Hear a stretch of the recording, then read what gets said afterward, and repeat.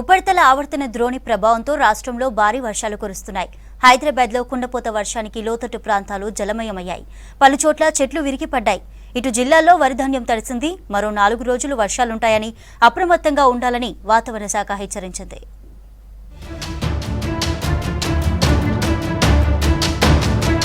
ఉపరితల ఆవర్తన ద్రోణి ప్రభావంతో రాష్ట్ర వ్యాప్తంగా వర్షాలు దంచికొడుతున్నాయి. హైదరాబాద్లోని పలు ప్రాంతాల్లో మోస్తరు నుంచి భారీ వర్షం కురుస్తుంది. ఈదురుగాలులు, ఉరుములతో కూడిన వర్షానికి లోతట్టు ప్రాంతాలు జలమయమయ్యాయి. ఎల్బీనగర్లో భారీ వర్షానికి చెట్టు కొమ్మలు విరిగిపడ్డాయి. ఎన్డీఆర్ఎఫ్ సిబ్బంది వెంటనే తొలగించారు. దాదాపు గంట సేపు వాహనదారులు ఇబ్బందులు పడ్డారు.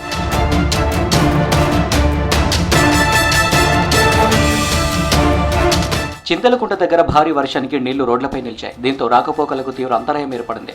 దాదాపు గంట సేపు ఈదురుగాలుల వర్షం కురిసింది. వాహనాలు స్లోగా కదలడంతో భారీగా ట్రాఫిక్ నిలిచిపోయింది.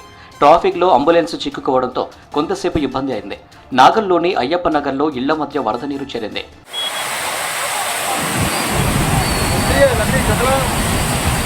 ఎల్బీనగర్ సాగర్ రింగ్ రోడ్డు దగ్గర భారీ వర్షానికి వరద నీరు రోడ్డుపై నిలిచింది.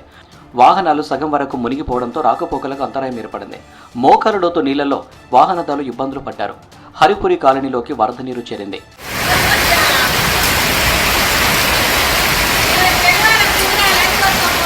వనస్థలిపురంలో వర్షం దంచికొట్టింది. భారీ ఈదురుగాలులతో వర్షం కురవడంతో డ్రైనేజీలు పొంగిపొర్లాయి. మన్సూరాబాద్, ఆనంద్ నగర్ మధ్య రాకపోకలు నిలిచిపోయాయి. మలక్పేట, కొత్తపేట, చెంపాపేట, మాదన్నపేట, చాదర్ఘట్లో భారీ వర్షం కురిసింది.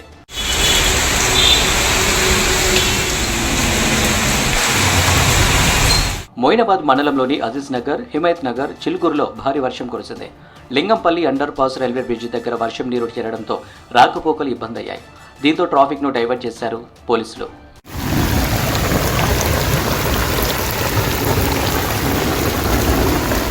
రాష్ట్రంలో మరో 4 రోజులు వర్షాలుంటాయని వాతావరణ శాఖ ప్రకటించింది. ఉరుములు, మెరుపులతో కూడిన భారీ వర్షాలు కురిసే ఛాన్స్ ఉందన్నారు వాతావరణ శాఖ అధికారులు. ద్రోణి ప్రభావంతో వర్షాలు కురుస్తున్నాయని, రుతుపవనాలు జూన్ 1 నాటికి కేరళను తాకుతాయన్నారు. ఈ యొక్క వర్షాలు అనేవి ముఖ్యంగా హనుమకొండ, వరంగల్, అలాగే జయశంకర్, భూపాలపల్లి, భద్రాద్రి కొత్తగూడెం, యాదాద్రి భువనగిరి, రంగారెడ్డి, హైదరాబాద్, మేడ్చల్, మల్కాజ్గిరి, వికారాబాద్ ఈ యొక్క ఏరియాస్లో కొంచెం ఎక్కువ పడే అవకాశాలు అయితే ఎక్కువ కనిపిస్తున్నాయి.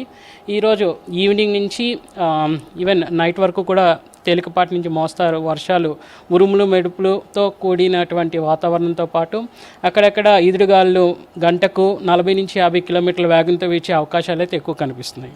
2-3 రోజులుగా కురుస్తున్న వర్షాలతో జిల్లాలో ధాన్యం తడిసింది. కొనుగోలు కేంద్రాల్లోనూ ధాన్యం తడవడంతో రైతులు ఆవేదన వ్యక్తం చేస్తున్నారు.